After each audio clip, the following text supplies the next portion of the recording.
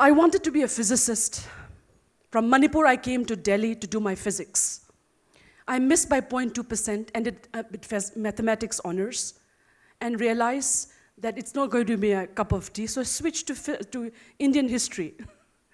After doing 5 years of Indian history and getting a master's degree, I realized there is not a single chapter of 45 million Indians living in Northeast region in the textbooks of our country.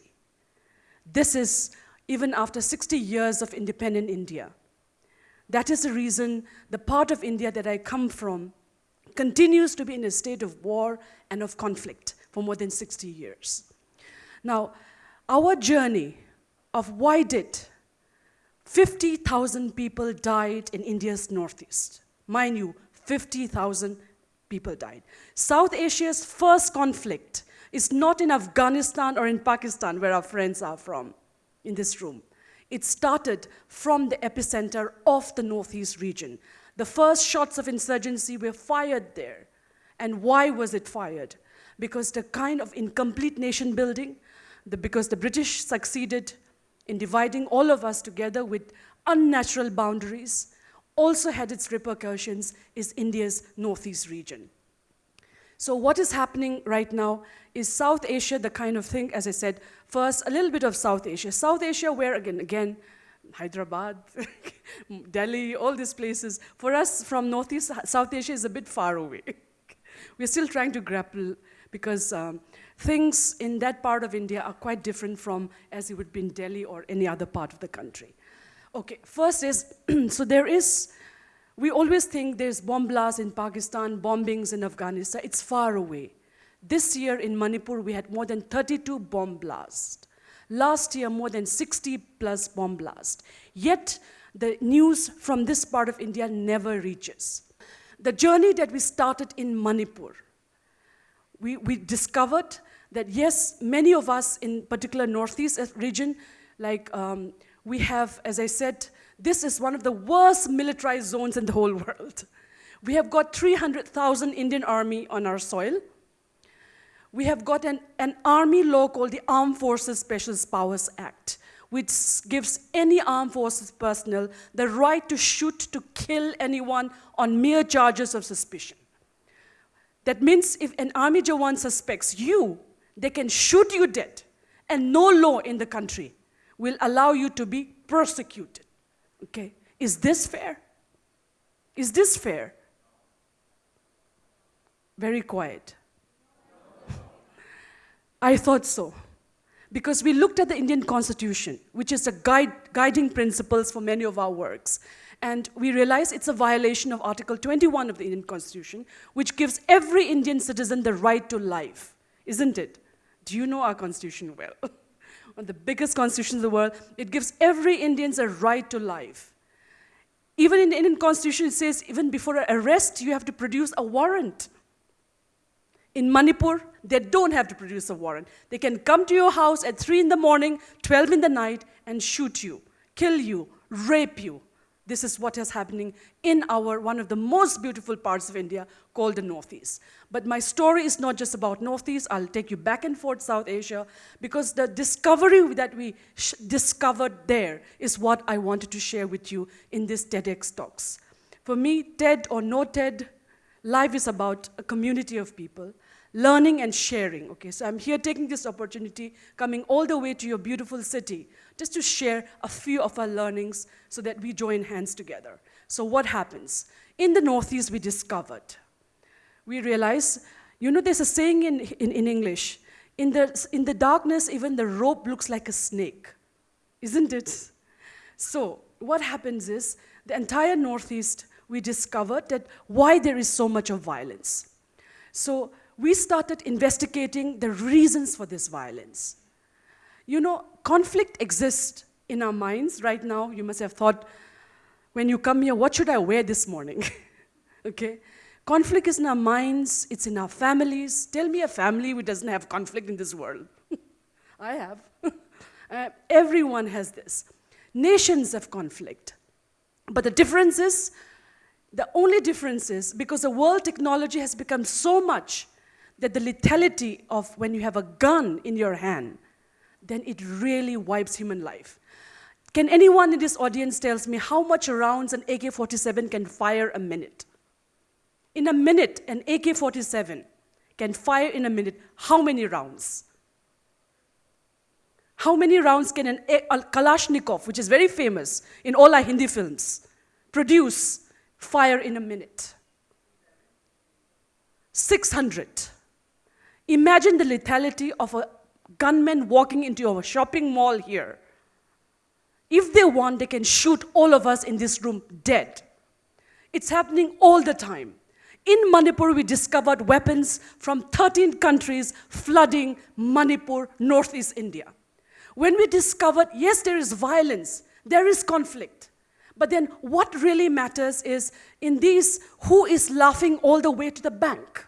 We discovered weapons from 13 countries. The United States of America would have never heard of Manipur, but its M16s are a favorite with our insurgents. Israeli Uzis are available there. Rocket launchers are available there. And if you think that you only buy one, get one free in big bazaars, you are wrong. For every M16 that you traffic, you get a landmine free. Okay? And this is not serious. Don't laugh, okay? It's quite serious. Anyway, laugh. Anyway, the thing is, you see, it's very, very serious. In India, 5,000 Indians are shot every year. It's not just the Mumbai attacks which happen at the Taj. 12 Indians are shot every day because of gun violence. And we think it's normal life, okay? Don't get frightened. Just a reality we must understand. A couple of years back, a 20-year-old something, Soumya Vishwanathan, a journalist, was driving home from her work. She was shot dead in Vasant Kunj, the posh South Delhi Vasant Kunj area. A single woman driving a car in India is considered, she's too free. She was shot dead around 1 o'clock in the night. And you know with what weapon did they shoot her dead? She was shot with a katta. A katta is a crude weapon which you can buy with 500 rupees, where a bullet costs about 2 rupees. But the life of one of the brightest young journalists of our country was cut short by people who had access to illegal arms. Chain snatching. Many of them carry kattas when they try to snatch your chain. People have shot each other because of car parking space in Delhi. Children have brought their father's pistols and shot classmates dead in our country. In the whole world, after the United States, India, with 40 million firearms, has the second highest civilian possession of firearms. Now let me enlarge it to South Asia. So we think yesterday we celebrated Bapu's birthday, Mahatma Gandhi. Okay? I am afraid that Bapu must be turning in his grave. The independence of this country was won without firing a single bullet. Non-violence gave freedom to this country. Do we agree? But today, our country, India, has become the world's largest importer of weapons. Is this fair? Last year, India's defense budget increased, but the budget for education, social welfare, all decreased. And let me tell you something. The amount of money India used on one day for International Day of Yoga, 100 crores for advertisement for one day, is the same amount of money Government of India has allocated for 1 year for work on women and child. This is a reality of how our policymakers are taking care of our country. From the learnings that we found in Manipur, where our whole research was on mapping who is arming our insurgents. How did the guns come to Manipur? Because as I said, I may fight with you, but if I have a gun, then I may want to shoot you dead because anger knows no boundary.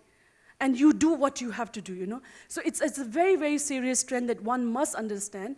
I'm sharing this because when we did this research, it's published in a book called South Asia's Fractured Frontier. This whole research that we did on mapping small arms proliferation across South Asia region, we published in a book which was a part of my MPhil thesis in Jawaharlal Nehru University, International Relations, and it's a book called Now what happens? So a book can transform a life, okay? So if you have any issues which you feel, write it down. You don't have to have a correct English. Remember that. Express what you feel. Write it in your mother tongue, write it in whatever language, but write it published. A book is like a second, visiting card, okay? Number one, so writing what's happening around you is extremely important for us. That was the spark which gave our work. After that, what happens? After you write a book, publish papers, I could have become a professor in any university in the world that I desire. But no, we didn't do that. What we decided was turning that research into social action was the second step that we did. So what happens is we took the research where we found that in Manipur alone, because of the violence, 20,000 women have become widows because of gun violence. And out of that, only 2% were given government support. Do you know anyone in this room how much a widow gets as pension? How much does a widow in India gets pension? And it's a very important question because in India still, while a lot of educated women, we are in this room and outside, but many women are meant to depend on their husbands for their things. So it is, in Manipur, it's 300 rupees a month, widow pension. How can you survive? This is not even a cinema ticket in Hyderabad. Right? So what's happening here is we have a huge amount of women who have lost people in the conflict. So in 2007, we set up the Manipur Women Gun Survivors Network, which was a new idea. What we did was we went to many villages and identified women who needed our support. So the women that we work are all women below poverty line, women who have lost family members. And what did we do? Even before the Prime Minister Narendra Modi started, more than 7 years back, we opened the bank accounts of more than 5,000 women across Manipur. A lot of women, people see, paisa kahan se aaya? Where did the money come from? Always when they say you are an NGO, they think you are fraud. So where did the money come from? It came from the fellowship money I had from writing my books, from writing my articles. It didn't come from foreign agency, it didn't come from anyone, okay? So when you start something, no one will help you. But remember, you have an idea that you feel strongly about, go for it. This is work our work has started.